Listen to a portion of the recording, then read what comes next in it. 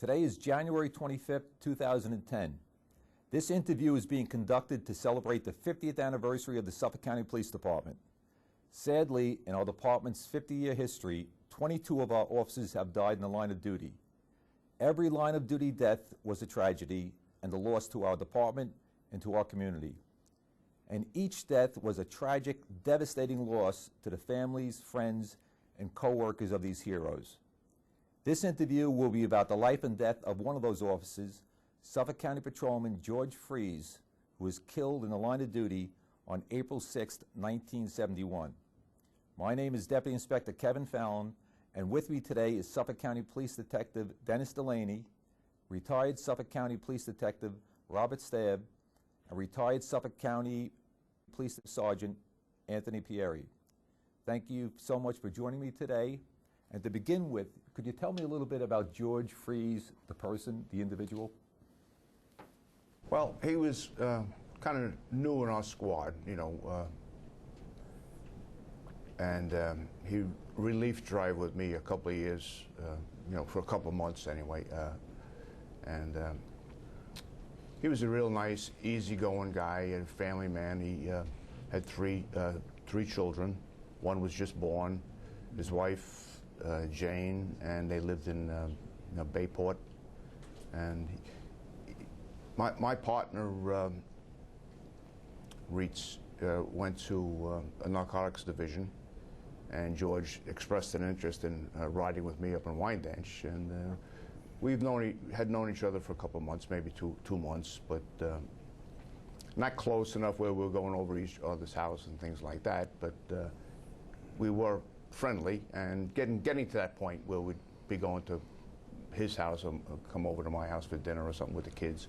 And just an easygoing, nice, quiet guy. So as a young man, he was a father, a son, a brother, a husband, and a easygoing, dedicated police officer. He was. He loved the police department. Could you tell us on April 6, 1971, where were you assigned?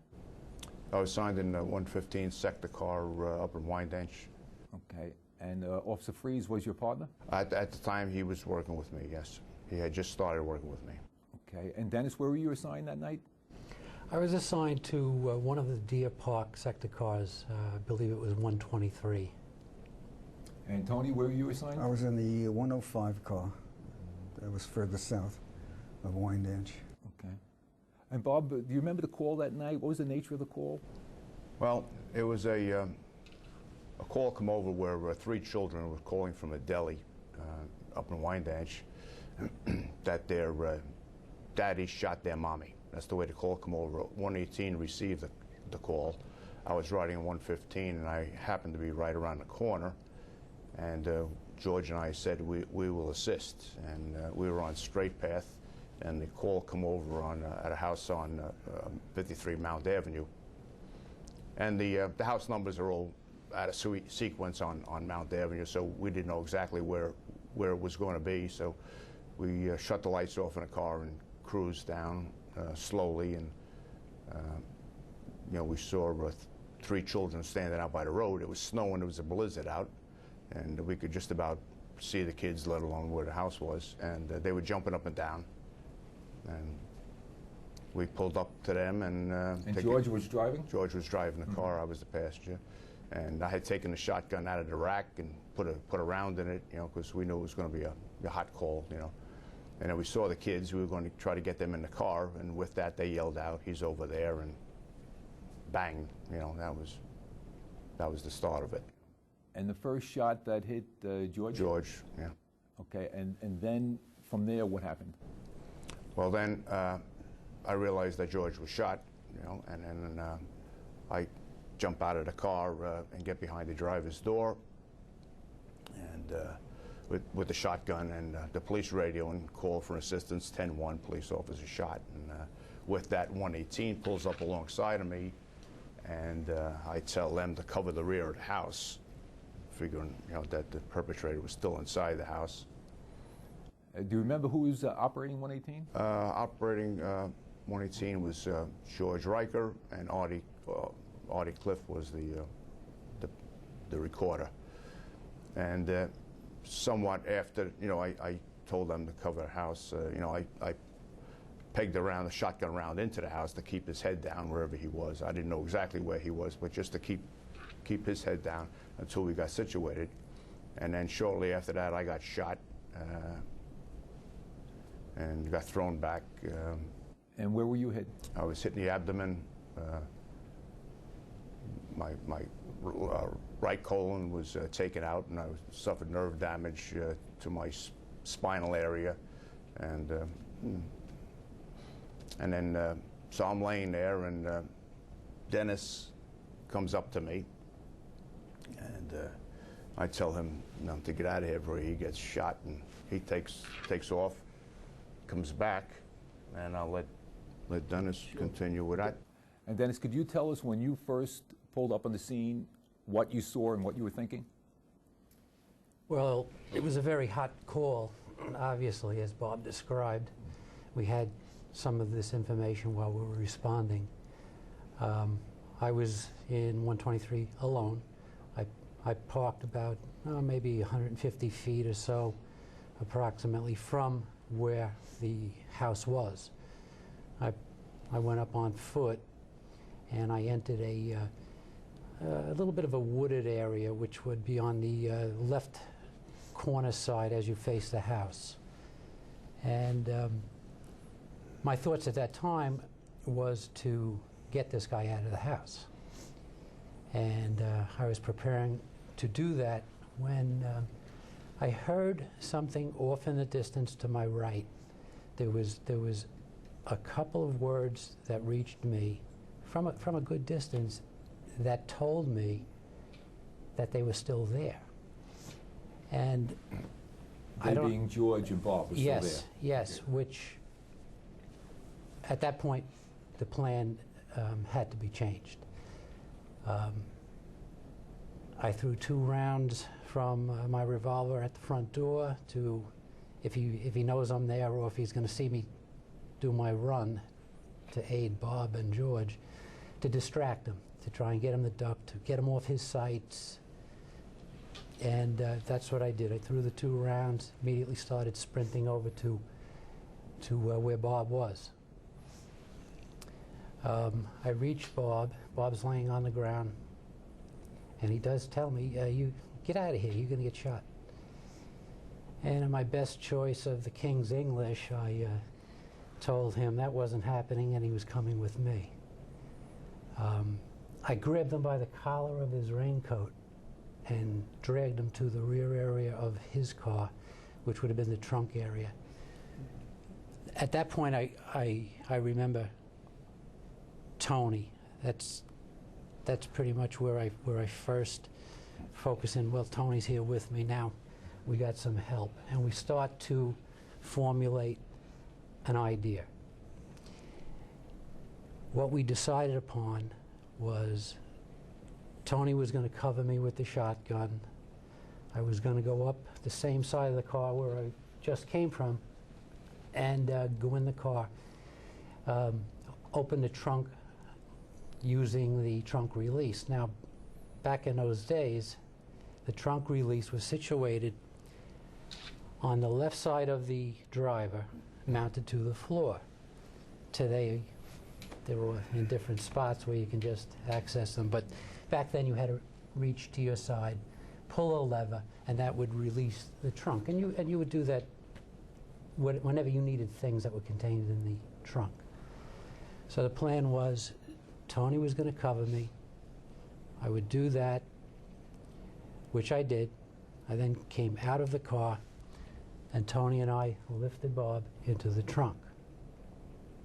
Now the next step was Tony again is going to cover me, and I believe it's at that point that Tony uses the shotgun to give some more protection. I enter the car.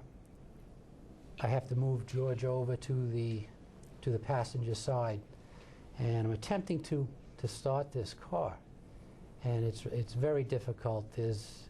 It's just grinding and grunting. It sounds like it's about to go, but it's not happening. And my thoughts are, oh, if this doesn't start, we got more problems. Fortunately, it kicks over. Tony jumps into the rear passenger seat, and I start to back out. Now the car still is not performing normally. It's not like I No, can. I was in the front seat at that time. Yeah, Tony, why don't you tell us what you saw very and what's modest. going through your mind This when guy you was first like got there? these guys were like a machine. He never skipped a beat, and thank God he had the strength, you know, and he was able to perform all these tasks. And when you went to release the trunk, I don't know if it popped open or we lifted it. I don't know, but the light came on. You remember that part? I remember you and it talking. lit the whole area. We were in the back of the truck, but we were still undercover. But the light went on, and with the shotgun, I'm trying to break the light. I can't break the light. It was round, and the shotgun kept slipping. We finally broke it. And I remember you got him, you lifted him up, you got him in. I remember pushing his legs in.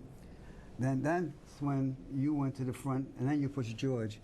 And you know, you forgot, I think, that his legs were still in the pedal, and you couldn't get in. I remember you were having a tough time getting in the car, and you couldn't get his legs over. You were pushing him and pulling. And I remember holding him. You did a magnificent job. You're pushing him over. And that's when I looked at the window, and I said, oh, my God. And that's when the car didn't start.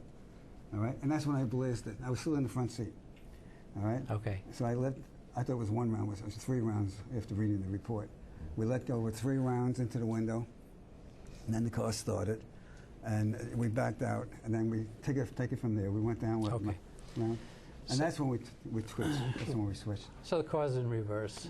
We're ready to go, and now we're about to head south on Mount Avenue. I can hear other officers yelling, "Get on it! Get on it!" And believe me, I'm trying. I'm flooring this car, and it won't perform.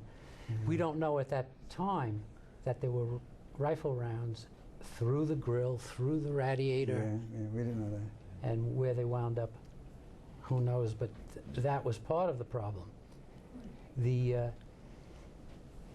So now I know I'm going to have problems with this car, but we're proceeding south. We're on our way to try and make it to Good Samaritan Hospital. Rescue. No, we so went down a little bit, and then we took him out of the truck. We have to make a move with Bob. We have to get Bob out of the trunk because. Now I thought you were in the back seat at this No, point. I was in the front. I'm pretty sure. I couldn't breathe. All the exhaust fumes were coming in the trunk, and I'm yelling, "Stop the car! Stop the car!" The trunk is open, but the fumes were backing It was up. just Right, and I'm in the closed. trunk. It wasn't locked, but it was down. It was down. Down, okay. Very fortunately, Tony hears this. I don't know if I was trying to broadcast, but he picks up on, hey, Bob's yelling, we got to stop, we got to stop. We stop and we find out, yeah, he's getting gas from the fumes just re-entering the trunk. So we decide, okay, Took him out of the trunk. we're going to take him out of the trunk, which we did. And I got in the car, and I pulled him, and you lifted him, and that was all right. And then you're in the And back I seat. held him like this. Okay. He doesn't remember that. No, not that part. No. I know you wouldn't. Okay. But Bob, do you remember being in the trunk and I obviously remember being in the seriously trunk wounded and and not yelling being and- able to breathe? Right. And I remember them lifting me out of the trunk. I remember it was just you 2 guys. It was ambulance up at that time. No. No. Somebody After the yelled car out that died again. this guy's pretty heavy, and I was, He was. I was soaked with it was snowing, and I was laying in the slush, and everything was just absorbed all the water. And I was only about 165 pounds at the time, so I wasn't that heavy. But they would say, "Boy, this guy's pretty heavy." That's what I remember.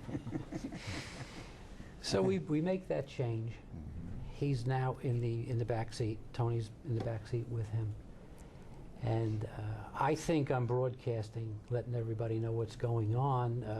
I'm keying the mic. I can see back then you had a little red tiny light that came on when you were broadcasting. So that's lighting up. I'm thinking they're getting all this information. They're not. So, which later we find out there was also a round in the radio tray, which was situated in the trunk. Now, fortunately, here comes the ambulance with all kinds of lights. They're approaching us. Yeah, they're coming this way. Yeah. So I flagged them down. I'm still operating the car. I stopped the car, flagged them down. I advised them, hey, look, we have both officers in the car, but this car is not going to last. You got to flip around, follow us until it gives out. We'll transfer them over. Which they did. They were fantastic. They followed us. We got about another, I'm going to guess about approximately 3/4 of a mile. We were on Belmont Avenue at the time, and that's it. The car just went to the curb. It wasn't going to operate anymore, probably due to maybe the splashing of the radiator onto the plugs or whatever. But how fortunate you were that this ambulance came along and you saw it and were able to flag it down, because you had a situation where you had 2 seriously wounded officers, a car that didn't work properly, and the radio wasn't working properly. Exactly. So things were coming into play that were starting to help us out. So we just jump out of the car. The rescue people jump out of their truck. They're immediately with a gurney. They load Bob onto the gurney. They load George Fries onto another gurney, into the rescue, and Tony and I into the rescue and proceed to Good Samaritan Hospital. Okay, and what happened at Good Samaritan Hospital? And Bob, at this point, do you remember any of this, or you were going in? Well, I remember being in the emergency room when they first, the medical personnel came up to me, and all I wanted was something for the pain. Mm-hmm. You know, and then they gave me something. While I would pull my clothes off, they gave me a shot, and pretty much that was the end of my memory until about a week later. You know, I woke up in intensive care. I was in the hospital for 30 days and out for about a week. You know, but luckily for me, another situation in my favor was Dr. Vasfi UR was at the hospital, and he was going to operate on another patient that he had already made arrangements with. Luckily, and he was going to do some kind of abdominal cavity work, and they brought me in, and he took care of me, they wheeled me into the emergency room, and he operated on me and put me all back together. You know, I was a mess inside. I had the raincoat in me, reefer in me, you know, undershirt in me, bullet fragments in me, and he took my right colon was taken out. Part of my liver was severed, and he took my small intestines, brought it up to my large intestines, patched me back up. We just did a fantastic job, you know, which is why I'm here today, you know. And you know, that's, you know, what I can say about Dr. UR. He saw me every day in the hospital, saw me for about a month after the hospital, you know, cauterizing I had a hole, pretty good sized outlet hole, and he cauterized that, you know, like every other day, and did a great job for me. Good Samaritan Hospital was fantastic, you know. And I assume, Dennis, when you were at the hospital, a lot of activity was going on at the hospital. A lot of activity. I pretty much stayed with Bob until he was firmly in their hands and was under sedation. And after that, then the homicide people were arriving, and everybody was arriving. So yeah, there was a lot going on. I know this incident must have binded you guys together in a friendship, and you still have the friendship all these years. Absolutely. And it's something that I assume that you always will. And with the children involved, are you still in touch with either the 3 children that were there that night, or with the Fries family? Well, I did meet with the Brewster boys. There was Stanley and Gregory Brewster. They were about 7 and 5 at the time, and back in the 90s, the late 90s, maybe 97, 98, 1998. Gregory Brewster reached out for me through police headquarters and wanted to meet with me. And, you know, so I did meet with him up in Wyandanch at his house, and he was doing fine, and he's some kind of a pastor up in Wyandanch, and he wanted to thank George and me for what we did to help them out, you know. And it was a real nice meeting for me. You know, mentally it's good that to see them, they were doing good. And then about a year after that, the other brother wanted to meet with me also. So I met with both of them again, and they both wanted to say thanks to George and me. And it was just good to see them. They're doing okay. They had a little rough time growing up, you know, without their mom and stuff, and but they made it pretty good, you know. Mm-hmm. And then of course George's 3 kids. He had one boy that was just born. That was Danny. He had Diane, who was about 12 years old, and Brian was about 5 at the time of the incident. And you know, their mom got remarried, and so we kind of, you know, drifted apart, you know, somewhat during that time. And back during the 90s, we reconnected again with the children. Diane got married, and I went to Danny's wedding, and you know, I saw Brian a couple of times, and they're doing really good. You know, Diane, who was 12 like I said, 12 at the time, she's a grandma now, so she has a little grandchild, little granddaughter.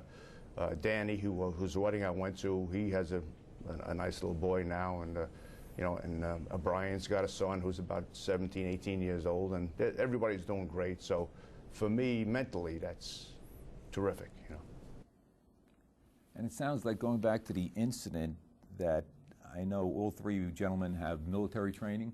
So I think the military training, probably along with some of the training you received at Suffolk County Police Department, helped you, because you were shooting and moving at the same time. And do you know what that incident, what happened with the shooter, and what eventually happened at that incident?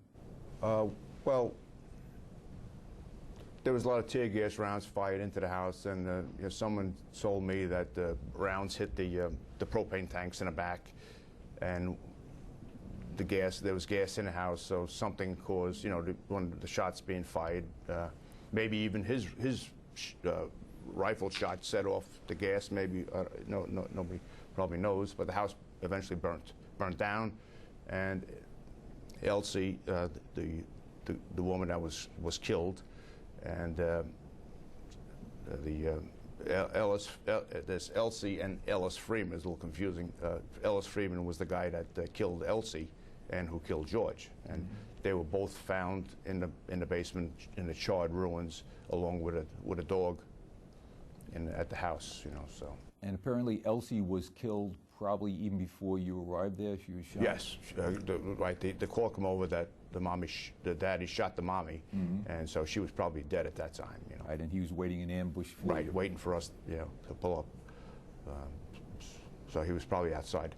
One of the children saw him outside, and you know, saw him shoot at the police, which was probably when he shot George. I thought that he was outside. There was a big tree in front of the house, I remember that, and the flash was tremendous. The gun flash was tremendous. It blinded me for a second. So it wasn't that he was inside the house. So I think at that time he was outside the house, but he probably went back in to do something, you know, and that's. And you know, one of the boys told me that they were told by Freeman to go get the bullets out of the car. They didn't know what it was. They just got this box out of his car, and it was the bullets that killed the mother. Yeah. Dennis, is there anything else that you'd like to share with us about that night that we haven't discussed yet? Well, there was a lot going on, obviously, and the weather didn't help. It was a bad night. It was first week of April 6th, and here comes this out of nowhere, the snowstorm, which made it very difficult. When obviously when a call comes over of that magnitude, every car is responding to it, and they're trying to get there as quick as possible. You're sliding all over. It started out as a bad, very bad set of a situation that we had to deal with. Very fortunately, Tony, he is also a paratrooper. He's well trained, and the plan that we came up with worked. It was a success. I'm very, very happy that we were able to do what we did. I'm sure if it wasn't for your quick actions and decision and courage that you displayed, Bob would have been in much worse shape. Right. The doctor said if I would have laid there much longer, it would have been all over for me. Luckily, Dennis and Tony were there, and that's why I'm here. I think, Bob, I don't think you mentioned that after being shot, he was still transmitting over the radio, warning the responding officers to stay clear, be very cautious, that he's up against a armed adversary, and in the condition he was in, it's just remarkable to me that he was able to do that. Considering he was badly wounded, possibly dying. Yes. And his concern was to keep the other officers responding safe. Exactly, and of course it put us on alert as to how we had to deal with this. Yeah, I remember when we came from the South Shore, and we were going down Mount Avenue, and he stopped the car just before the driveway, and I said, let's get out and we'll push the car forward so we could hide behind it. And then I heard Bob, what Dennis was saying, that he was saying, don't come, don't stay away. And I said, and that's the first time I recognized his voice. I didn't know it was Bob at the time. I said, that's Bobby Staab. And I immediately just bolted. I just ran right to him. And I think it was Artie Cliff on the side that says, get down, get down. And I threw myself into the snow. And I was crawling like that. And that's when Dennis came from the back, and we both came together. But it was Bobby who was telling us not to come to the car. But I did recognize his voice. He's got that booming voice, you know, that baritone voice. So that's... Yeah, and Dennis is a good Marine. Got a couple of Bronze Stars, Purple Heart. He's been through it too, you know. 1 Bronze Star. But it was a very tight unit. We didn't mention much about that, but it was a 4-squad system, and the group of men always worked together. You were always working with the same personnel. So you just gravitated to one another even when you were off.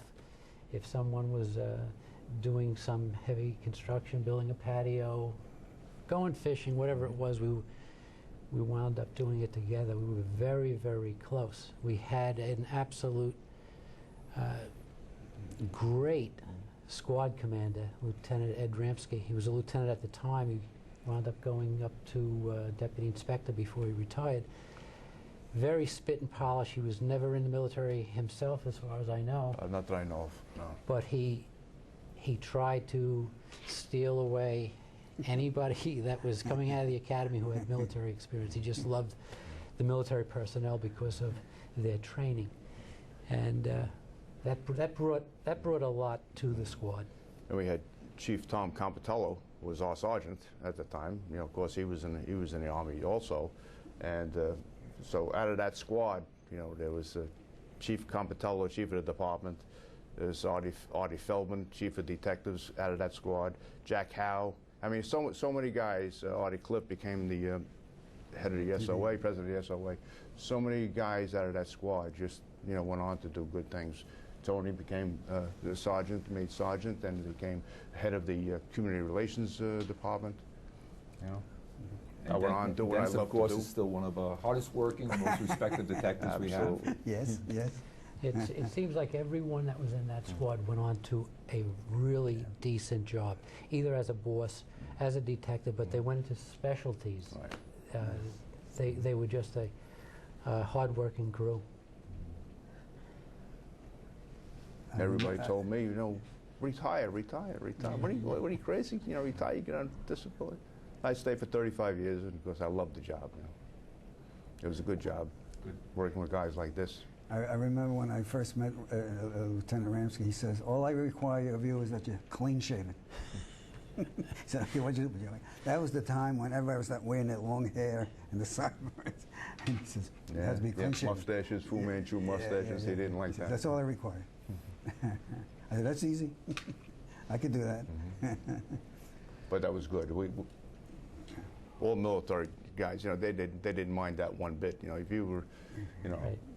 polish your brass, you kept your uniform sharp, you know. And he led by example. You know, he followed what he said, and his shoes were gleaming, his creases were perfect. Yeah, he was good. Yep. Well, thank you for sharing your thoughts and memories on this night that was one of the most important nights in the history of Suffolk County Police Department, and unfortunately one of the most terrible nights with Suffolk County Police Department. And I think you could all join me in just wishing that Officer George Freese rest in peace, and that his sacrifice never be forgotten. Oh, And again, thanks for sharing your memories and thoughts. thank you. Thank you. Thank you very much.